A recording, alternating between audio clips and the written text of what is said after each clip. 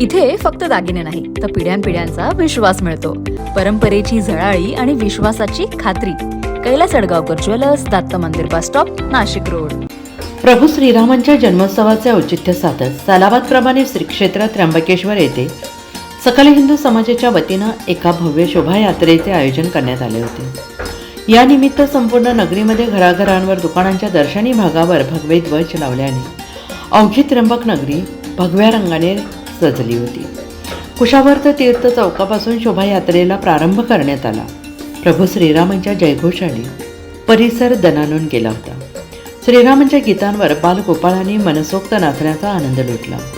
कुशावर्त चौक, तेली गल्ली, पोस्ट गल्ली, लक्ष्मीनारायण चौक, पाचाळी, जोगळीकरवाडा, थेटे मंगल कार्यालयावरून श्री बल्लाळेश्वर मंदिर बाहेर बोहरपट्टी मेन रोड मार्गे मिरवणूक कुशावर्त चौकामध्ये विसर्जित करण्यात आली.